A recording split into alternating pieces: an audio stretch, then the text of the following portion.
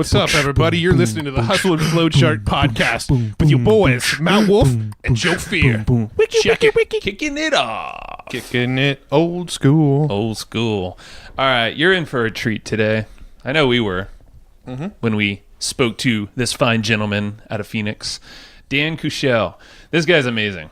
I don't even know where to start, but essentially, if you want to think deeper about your business and systemize a lot of the stuff, we're not just talking like tools and tactics and blah, blah, blah, but like real deep thinking and ways to like reframe what you're doing in business. You are in for a treat, for sure. Absolutely. So this guy that we're talking to, Dan Kuschell, he's started over 11 businesses, exited a bunch of them, some of them for 8 figures. He goes and helps tons of other business owners do very similar things in their business and helps build systems and helps grow these other businesses. He's got a podcast, a killer podcast called Growth to Freedom.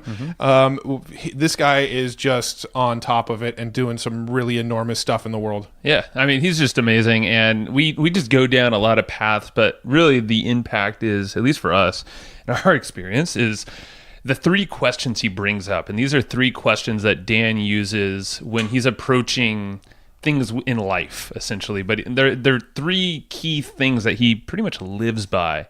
And hint, it's not make more money.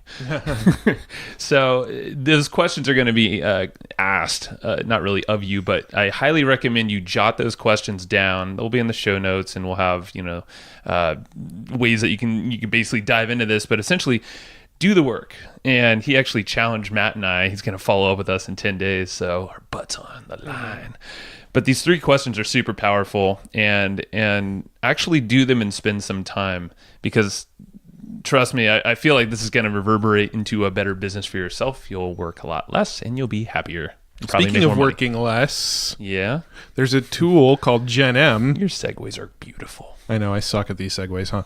No, there's a tool called Gen M that we really, really like. If you go to evergreenprofits.com/Gen M, you get a nice little discount. But basically what Gen M does is they help you find apprentices. They're kind of like interns to come and work on marketing tactics in your business. Things like creating content, running your ads, doing SEO, things like that. They will come and basically do them in their business, do them in your business. And Gen M sort of pre-trains them on these skills.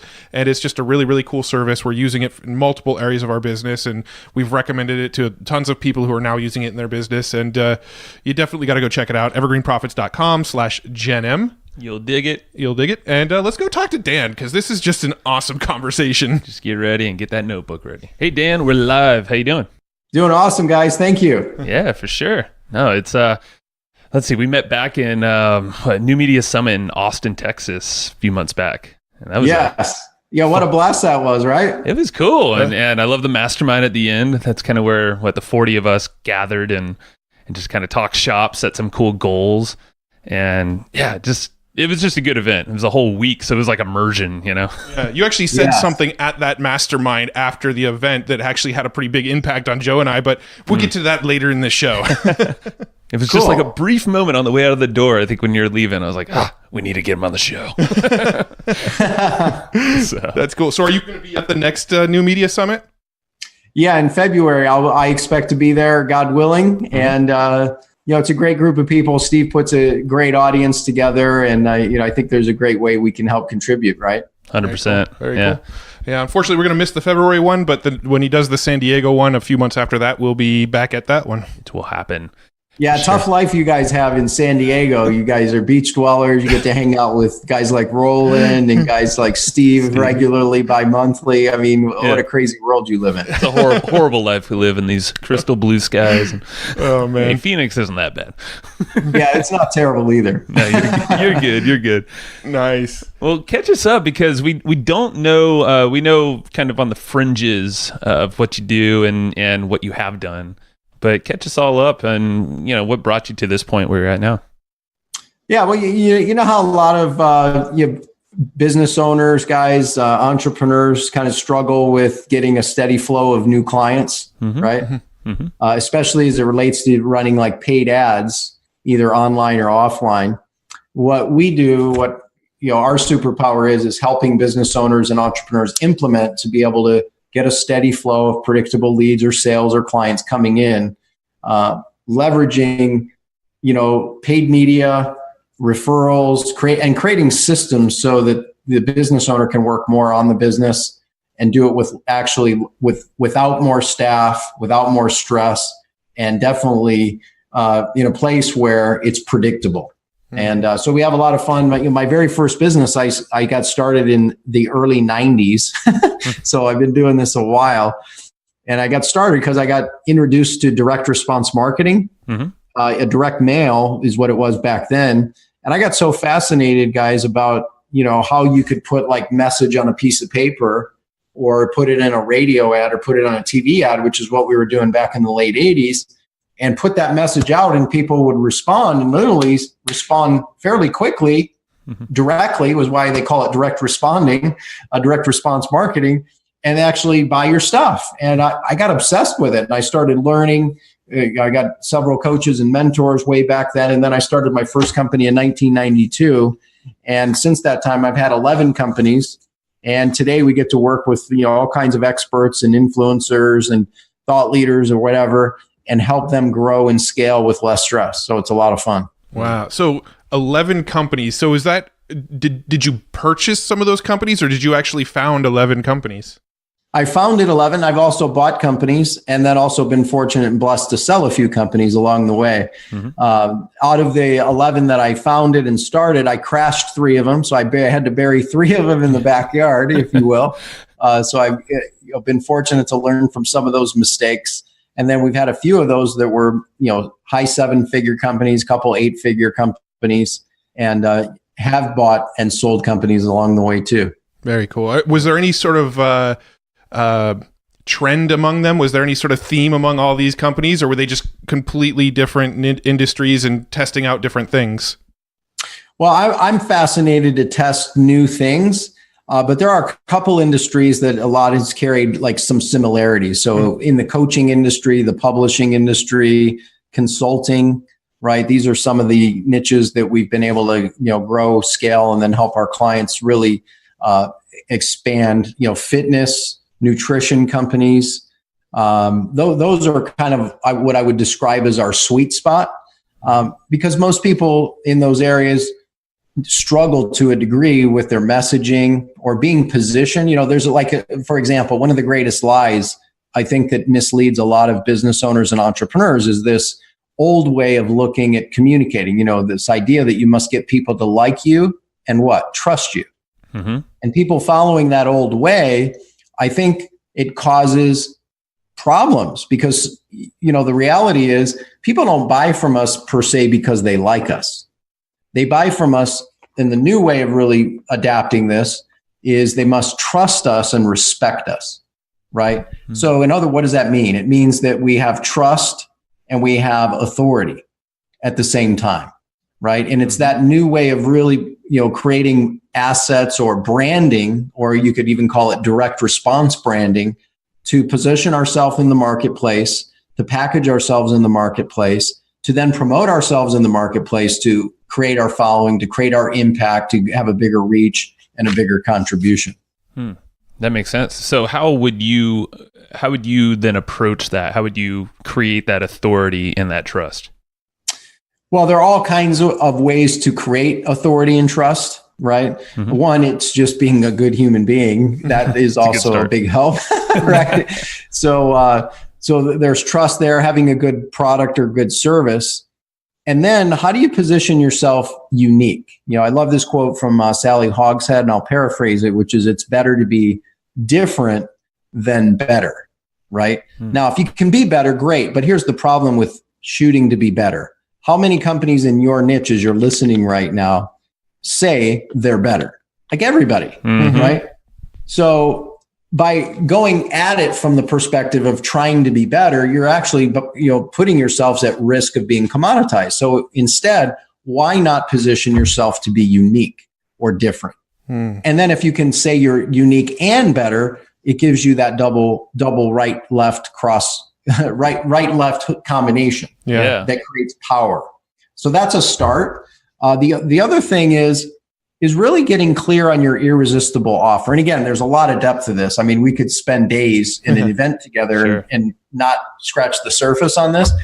But if you're brand new and you're listening to Matt and these guys in their show, I would encourage you, one, how do you position yourself to be unique?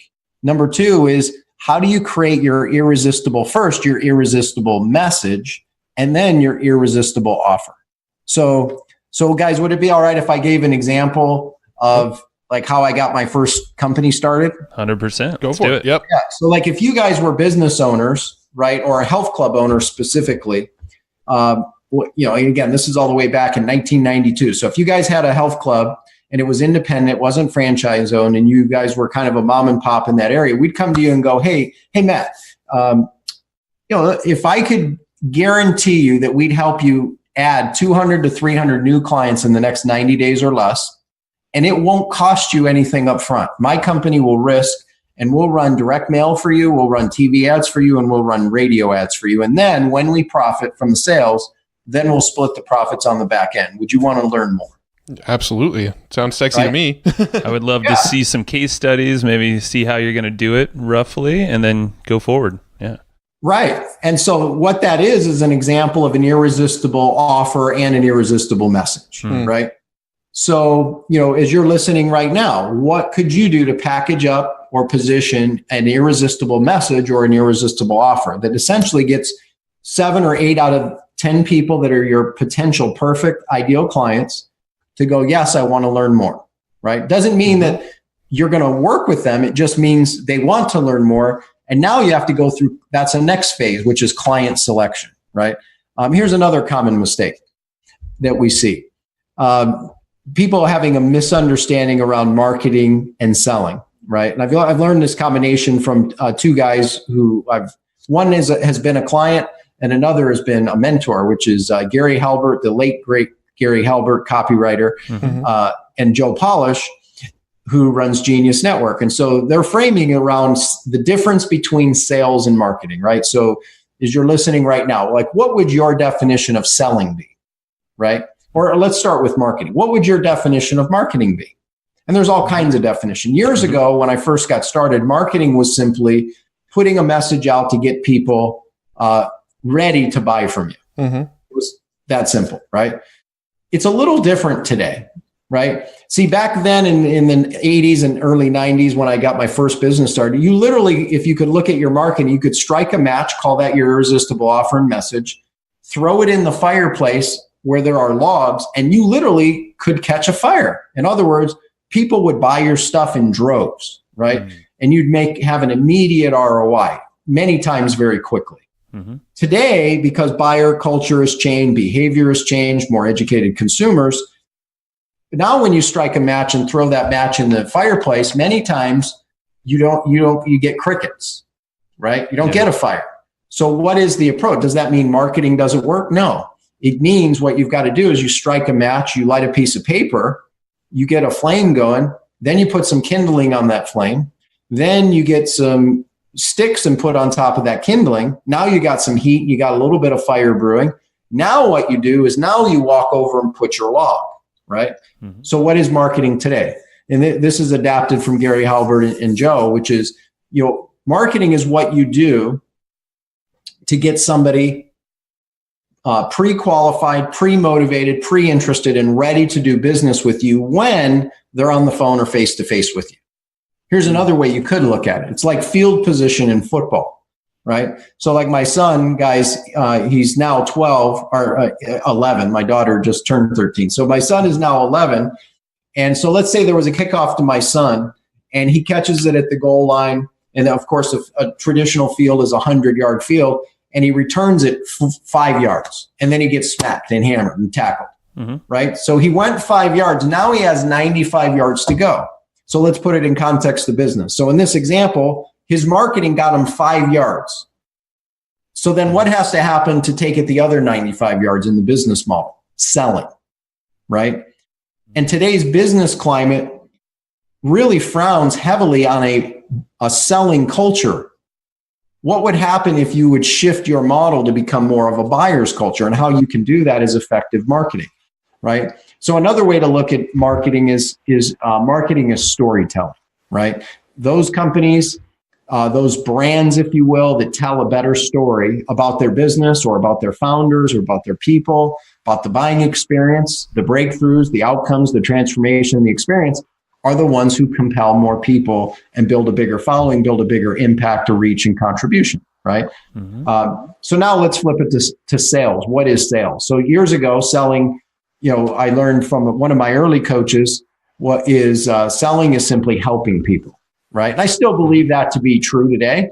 But if we tie back into Gary and Joe's definition, the context of it is it's what you do when someone is face to face with you or on the phone with you and they're pre-qualified, pre-motivated, pre-interested and ready to do business with you. Now go back to that football field position. So imagine Matt, let's say you catch the ball at the goal line instead of my son, right? You're a little bigger and stronger than him. You make a cut, you take it down the sideline, you make a juke, you take it 35, 40 more yards, and you get tackled at the opposition's 20-yard line. So in other words, you took that kickoff 80 yards. That's your marketing. You've taken it 80 yards. Now you only have 20 more yards to go. What does that mean?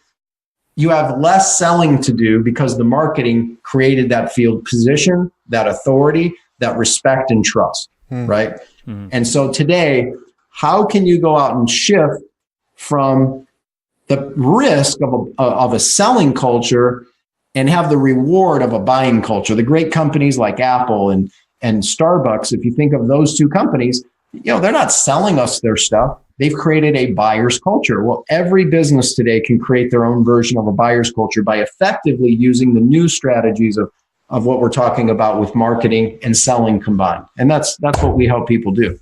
I like it. Would you say that's almost like creating a little ecosystem, like building a moat around your stuff, like, your media, your content, your products, your offerings, and your all that marketing is just bringing them into that fold over the moat, and giving them a little bridge to bring them into this thing where you can then do the selling.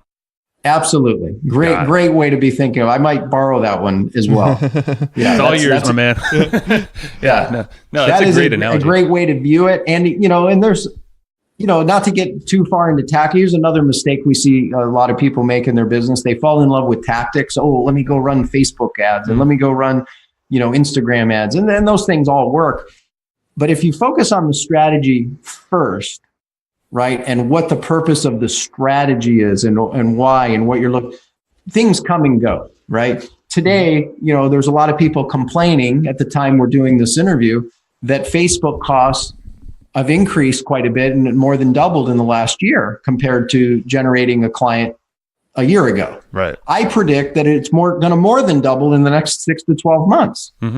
Right. So the people who focus on strategy can adapt with that. They're flexible. They're innovative. They can move to other platforms and still maximize that opportunity. Right. And talk about creating a great moat around the thing. Basically, it eliminates your competition when you really get the strategy of this. Then the tactics just become an arsenal. Yeah. Right. And when one tool in the toolbox is no longer valid, you just shift to another tool in the toolbox, or you have a series of tools working, and as one become obsolete, you can double down on the others that are working. Yeah, no, I love that so much. I mean, basically, once you have the fundamentals and you totally understand the why of everything you're doing, why you're running Facebook ads the way you're doing it, why you're running Google ads, then the tool doesn't matter as much because you can move from tool to tool and apply the same philosophies, essentially.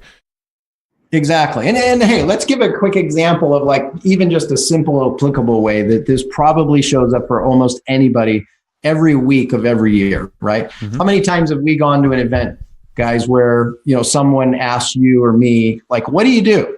Right. Or you ask somebody, right? And you go, hey, what do you do? And then the person on the other end, they like fire hose us with like a 5-minute overview of what they do, right? And how they help you, which is great, right? Well, one little and again, it's not inaccurate to take that approach, and even give like the traditional, the old style elevator pitch, right? And you can do that in like 15 seconds, valid. But what if there was a better way? And this is a simple strategic move that allows the tactic of an elevator pitch to work better. And then you can extrapolate this to 40 or 50 other strategic and tactical moves you can make in marketing and selling. So instead of the next time someone asks you, as you're listening right now, well, what do you do? And you go off and you're well prepared. You probably have it well thought out. You've probably followed these guys' approach and some of the other experts have and give a great elevator. But by just making one little 3-degree turn, and here's an example too. How big of an impact does 3 degrees or 4 degrees make? Well, when I was a kid, guys, my very first car was a used Plymouth Horizon stick shift. Oh, right? Wow. And it was, this was a car in the 80s. So, when I'm talking about a stick shift, it also meant your timing belt had to be manually adjusted, right? Mm-hmm. And if that timing belt in a stick shift was off by even 1 or 2 degrees, the car would stall, right? Yep. If it was off 4 degrees, it actually wouldn't even run, right? So similarly here, this 3-degree to 4-degree turn in how you might approach someone, even with an elevator pitch, once the next time someone asks you, well, what do you do? Instead of fire hosing them with your, again, well thought out, probably by the book elevator pitch, add a question instead of an answer. In other words, whatever it is that you do, think of your client. What is the big problem that is the big problem that your clients face? Now, for my clients face the big problem of getting a steady flow of clients coming in every day, right? Mm-hmm. So whenever I'm asked today, and I'm going to use my example, not because I'm beating on my chest, but I want you to, as you're listening, view how you can turn this into your method the next time someone asks you. So here goes. So someone says, well, Dan, what do you do? Well, you know how a lot of people struggle to get a steady flow of leads coming in every day? What I do is, and then you give your 20 seconds. So instead of answering with an answer, ask a question. And what will happen is, if you position the problem the right way, they'll lean in and go, oh, yeah. And either they're saying, oh, yeah, that's me, or B, they're going, oh, yeah, I know somebody who struggles with that. And that, oh, yeah, connects you to the audience versus them putting armor up and or they're nodding their head but not really listening, right? It's a total connection. And you open the door that way. Yeah. And you open the door, right? So that's a simple way that almost everybody could experience today or tomorrow because most business owners are going to have somebody say, well, what do you guys do, right? And I would train your team this method, ask the question first, and then go into what it is that you do. It has a huge impact in responsiveness. I love that. Now, I actually want to go back to something you said actually towards the beginning of this call, because my brain for some reason has been spinning on it, and I want to get your take on it. But you mentioned, you're talking about the know, like, and trust thing. Everybody says you got to get customers to know, like, and trust you, but one of the pitfalls is they put a little too much focus on the like. So I'm curious what sort of pitfalls come from focusing on getting people to like you versus getting people to respect you. Sure. Have you ever known somebody to be a people pleaser? Yes. Quite a few people. Yeah.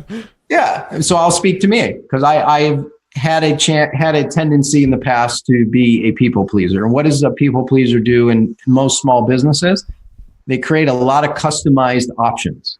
And what do customized options do? It means you as the business owner are wearing 12 hats all the time. You're basically a slave to your business. You can't duplicate it. You can't scale it typically, right? So behaviorally, it creates, we'll call it the success traps. Now, do I agree to some degree about the idea of know, like, and trust? I believe it's a half truth. I just think it needs a broader range, and that's where the trust respect comes in, right? To have the authority. Because, think about it this way. Like, have you guys ever been out at a restaurant, right?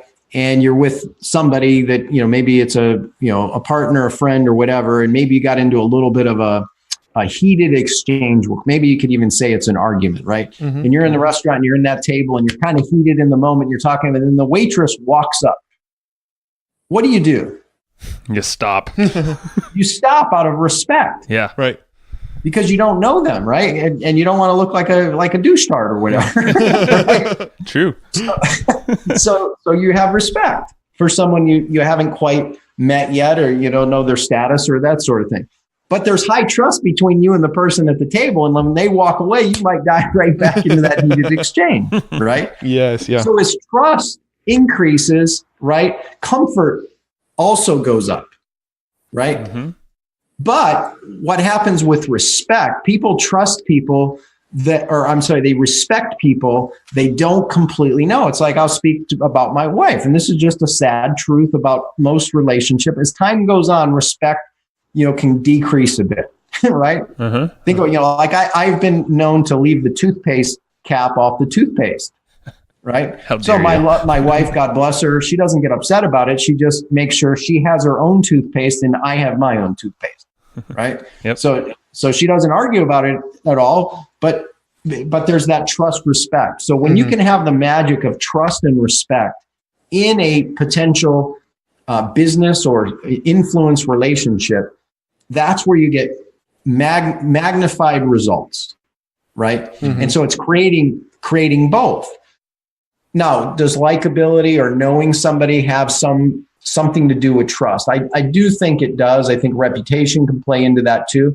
But give me trust and respect in a potential business relationship, and I'll show you how the results grow. There's something called edification, right?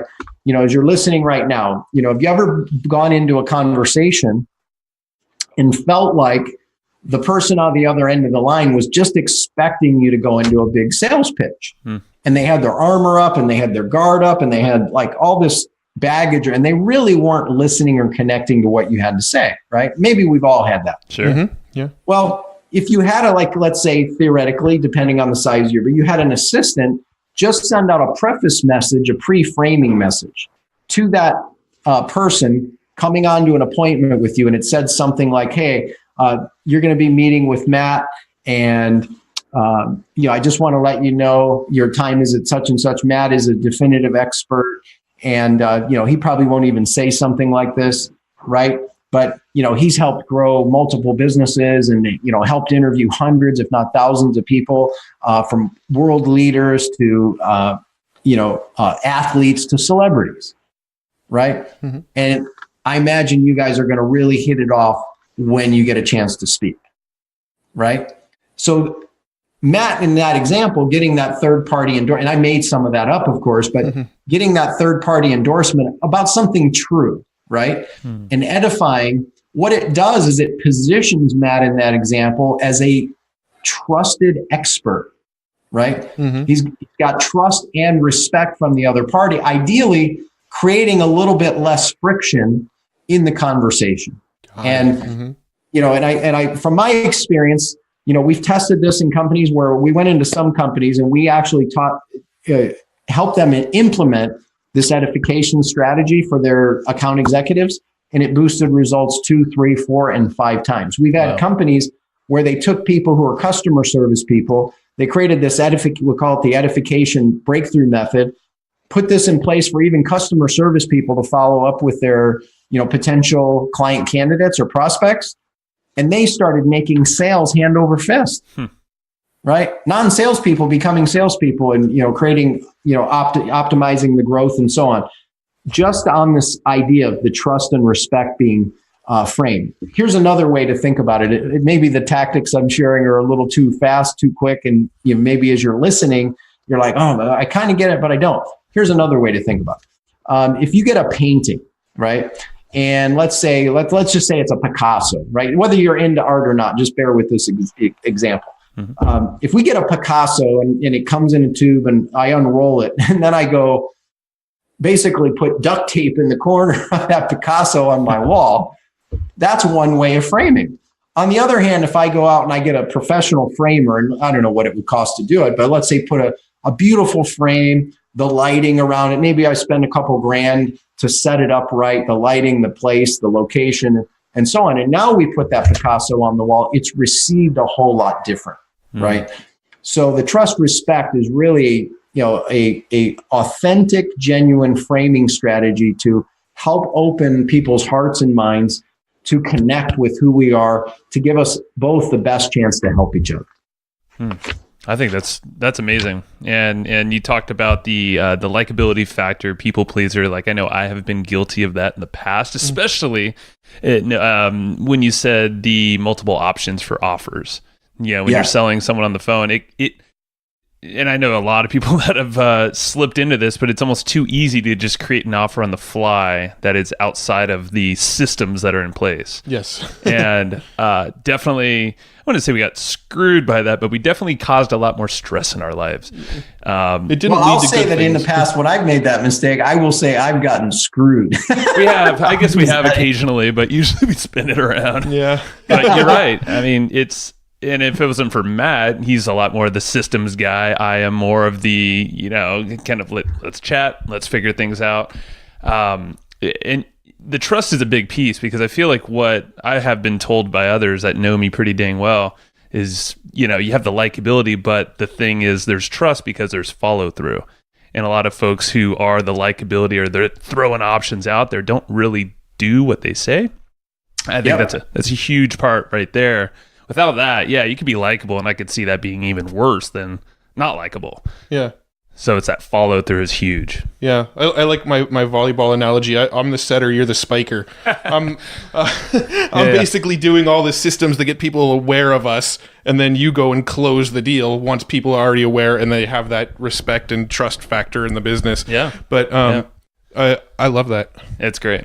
Yeah. So Thank cool. you. Well, yeah. And so, I mean, what you're doing there is just building all these systems. It seems like you're spotting these almost like blind spots that folks can't see themselves, maybe with your clients. Is that something that you're kind of looking out for? Oh, yeah. Yeah. I would say, one of my gifts and superpowers, and then we've got a team that helps implement a lot of these things, is we help connect the dots, see the blind spots, and really, a simple framing is get unstuck around some of these areas, because so many people are just that, like, it's 2 degrees off, 3 degrees off. You build an edification model, or, you have a whole sequence of strategies and tactics like we just went through. Like another popular one right now that we're helping with is, like, we call it the Miniseries breakthrough traffic strategy, right? Mm-hmm. And, you can really duplicate what Amazon has done, and duplicate what Netflix is doing in your own small business, right? And create a mini series method inside it to create trust and respect and authority. Like, for example, literally you could go in and create a 1-minute video. You don't even have to be on camera, right? And you could create a message, consider it like a 1-minute educational entertainment video, and provides value, and it could drive to, say, a short article. But you create this 1-minute video. It could be what's called a kinetic video. And what that means is just like text on the page, kind of flashing in, flashing out. You could find, a lot of different freelance sites to do this for you, right? But create this 1-minute video, and then go into Facebook and target certain audiences, certain behavior, certain interest groups that are your perfect clients, age, demographics, etc. And in your area locally, or you could even do this nationwide. We've done this with multiple clients. Like one of our HVAC, we have an HVAC client right now, a very large company on the East Coast, and we're driving hundreds of leads a month for them, for appointments for their team to go out to. But one of the strategy is this mini series video method. And for literally less than 10 cents a view, actually it's closer to 2 to 3 cents a view, we're building up, like in a few weeks, we can build up an audience of perfect potential clients based on income, based on interest, based on behavior, based on location, of tens of thousands of people, right? And you can put one video, and then based on how much they've watched of that video, you could put another video to kind of move them down the path of trust and respect with you. And then after they've viewed, let's say 50% of the video or 50% of 2 videos, now you put your irresistible offer. And because you're trust and respect, they feel like you're everywhere. Oh my gosh, Matt. Oh my God, Joe, I see you guys everywhere, right? Yep. That's a simple, literally for pennies on the dollar, for your perfect client. So that's a way that you can also apply some of this in real terms using the technology that's there right now. Yeah, no, it's super smart. That's actually, you pretty much kind of described our main marketing strategy right there, of using short Facebook videos and bringing people deeper and deeper down the funnel based on percentages of the videos they watch and things like that. We actually have a really great podcast episode with a guy named Curt Maly, who sort of breaks that process down step by step for anybody who wants to go figure out how to actually build that. But it's really, really, really powerful. So when you're working with your clients, I'm just kind of curious. So the HVAC company, Are you doing that kind of setup like you described back in your direct marketing days, with paper? Are you going in there and kind of essentially getting a piece of the company?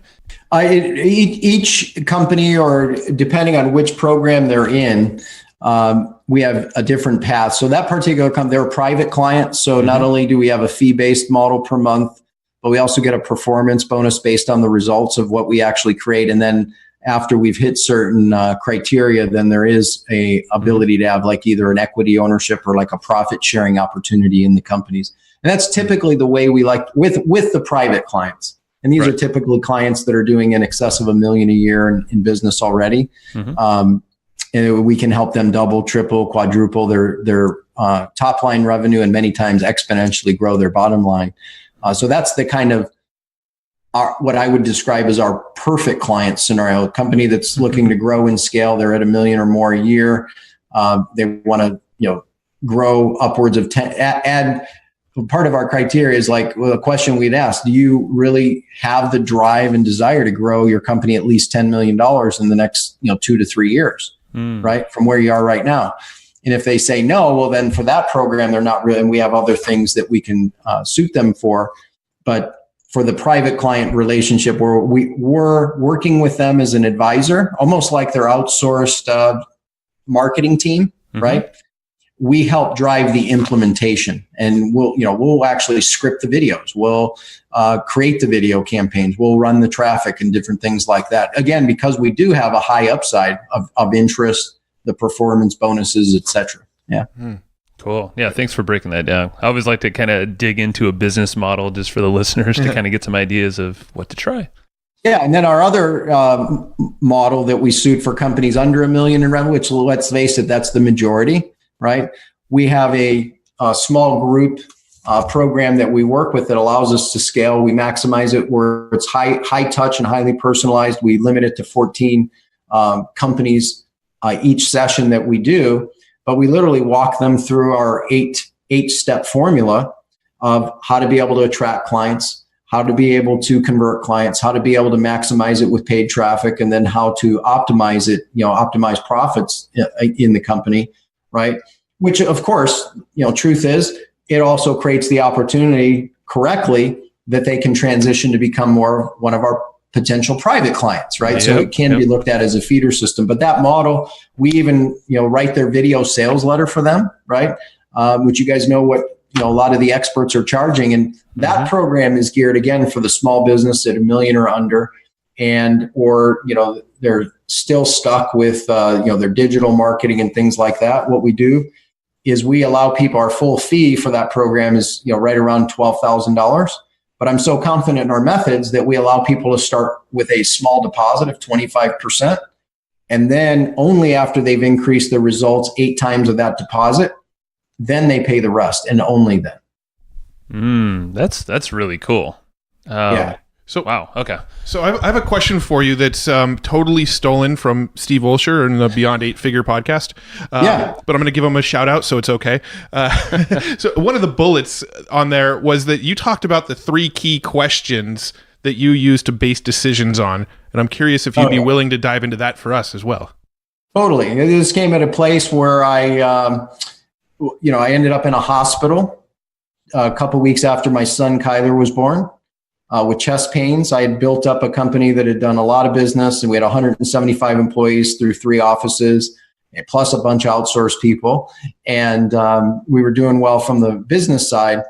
But I woke up, with these chest pains, ended up in the hospital, came out of that experience. And, what I would say, I couldn't tell if it was Joe or Matt who asked the question. But that was Matt. Yeah. Cool. I was at a place of, really making a decision of where I wanted to go next. So I hired another coach. I've always had coaching. I believe in coaching and consulting. I've probably invested in close to $1 million in my education over the years since 1990 something. And my coach got me to really focus in on 3 critical questions that now ultimately every decision I make has filtered through these 3 questions. It's so critical as a framing and a starting. Why it's important is because I don't know. I don't know about you guys, Joe, Matt. I've at times made poor decisions based on how I felt about things versus making reality-based decisions. Right. Sure. All the time. Sometimes being an entrepreneur, it's a gift and a curse because, we can take opportunities, right, and make even a bad opportunity get some kind of momentum out of it. But our time is best spent with opportunities that are on an 8 to a 10, on a 10 scale, and then taking them to the next level. And so I was at a crossroads. I was in this health crisis. My coach sat down and said, "Hey, what do you want?" And she had me write this on a piece of paper. And this is the first question: is identifying what do you want. Not what do your kids want, not do your spouse want, or your best friends, not do, if you have hundreds of employees or it's just you or anywhere in between, but like, what do you, and maybe even add the word really, really want, right? And, get clarity around that. And I shared this at Steve's event, I think, guys, right? And when she got me to ask that question, I sat there, I wrote one answer on the piece of paper and I stared at it for the rest of our session together. And then I went home and she said, work on it. And I went home and I was supposed to come back the next week. And I was so embarrassed because I hadn't gotten past one. I didn't go back the next week and I didn't go back the following week and I didn't go back the following. It took almost a month for me to kind of get unstuck here and really get clear on what did I really want. Right. Mm-hmm. And I came back and I had a list and we talked through it and we, isolated then what was important, what was most important. Right. We put a hierarchy of those items of, from least important to most important. Then she had me go to the second question, which is, what or who are you? And it got me to look like, give her a blank, right? Imagine sitting in this office with your coach and she says, well, who are you? And you look at her like I don't even know. Right. That's where I was, like 12 or so years ago. And I sat there and it didn't take me 4 weeks on this one, but it took me, half the session to kind of get unstuck on this one. But what she got me to understand, don't look at the labels. Don't look at the titles. Don't look at all those false things that you've named yourself by or known yourself for. Rather, think of it, who are you as a human being, not the human doing stuff. Right. And that was the first time I'd ever heard that term before, which she shared with me, about 12 years ago or so at the time we're doing this. And I got a lot of clarity on who am I? Right. And then the third question is, what do you stand for? And these are like your core values as a human being. Right. So we hear all the time, as a company, have great core values, narrow it down to your 3 to 5, core values. Right. In my company, we have a set of core values based on this acronym called champion. Right. Or I should say my family core values are based on this acronym called champion. Like if you ask my 13-year-old and 11-year-old and you said, hey, Kira, what are the Kuschell values?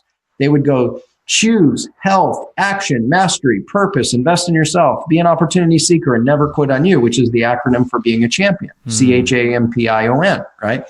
In our company, we have 3 core values. The first value is related to growth. The second is related to teamwork. The third is related to contribution, right? So when you get clear on your values, then what's most important is not what you do, but it's what you say no to. The no list or the not to do list becomes way more important than the yes list or the not to do or the to do list. And so, so those 3 questions now, like even being on your guys' show, right, is filtered through these 3 questions and how it fits.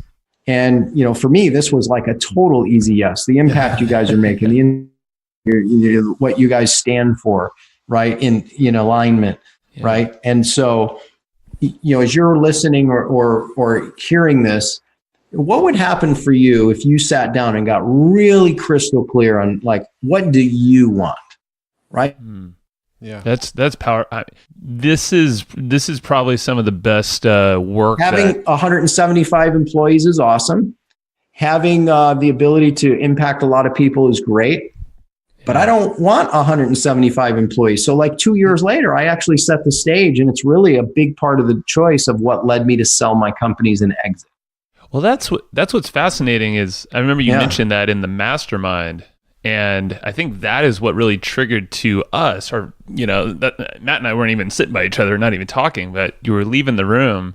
And I think you were saying that you sold your companies and, you talked briefly about your time in the hospital, kind of the health scare there and the wake up call, really. And then that was your shift. And then it was basically simplicity, but big impact still. Yeah. Well, to sort of set the scene a little bit, we were sitting in this mastermind and we did this little exercise where we sort of went around the room and everybody said, okay, this is my goal. This is my earnings goal for 2019. This is what I want to make in the year 2019. And we went around the table, everybody threw out their numbers. The numbers aren't important, but the number that you threw out, somebody asked you a question as you were walking out the door. You had to leave early to catch a plane or something. And somebody said, I noticed you've had so much success. You've exited these businesses. You've just been wildly successful in your career. Why is your goal number lower than what you've managed to achieve in the past? And I believe you pretty much ran us through that same concept that you just explained. But that message was super impactful for us after that event. Well, I'm glad to hear that. A lot of people are chasing, and I won't speak for anybody, I'll speak to me. At times I've chased growth just out of the desire to grow versus, the impact of it, right? Like my focus right now is I want to have a great business and continue to build a great business while also being incredibly available and present with my kids, right?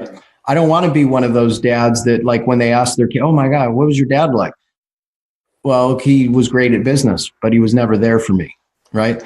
I'm fortunate and blessed. I have all this, I'm fortunate to have all this background and some results. I was blessed to be able to exit and sell my companies and, these sorts of things, the relationship capital, which is the most important capital any of us can have.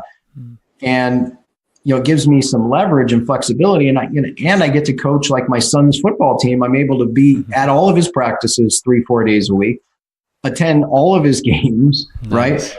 Because of the way I've structured my businesses, and still run a very high profit, high impact business. So everybody's going to be the biggest thing. I'll share the trap that I was in that kind of led to this. So I forget which one of you guys mentioned it, Joe or Matt, about simplicity. If I had to narrow it down to like, what's one word of why? It's simplicity, right? And it's also what I want, right? It's not what the outside wants. It's not like, I've had many of my friends ask me the same thing, like very close friends that if I mention the names, most of you would know these people, and they'd be like, so like, why are you, like, you had built this $25 million a year company and expanded over time, had done over $100 million. And you're essentially, compared to that, running a small business. Well, don't let the small business confuse you with us being small-minded about impact, because the small business is having a huge impact. Through the different businesses we're able to impact, their reach is in the tens of thousands, right? Hundreds of thousands, if you really calculate, probably close to millions with the different companies that we're working with to help them grow and scale and have a bigger impact too. So, but the key is what do you want? Like, what is it for you? What will you say yes to? But what do you want to say no to? That's non-negotiable, right? If I have, of course, there's no such thing as an absolute, like I'll never do this or I only do that. But the guide, these are and part of this is me knowing me. Like, I'm an addict by nature, guys. Left to my own devices, I'm a workaholic that would easily and can easily work 20 plus hours a day for years straight. Preaching to the choir. Right. And I think that's a DNA trait of most entrepreneurs, right?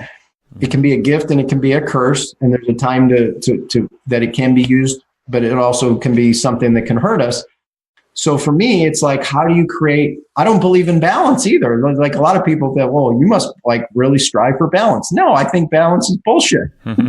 Right? Yeah. I believe integration is critical.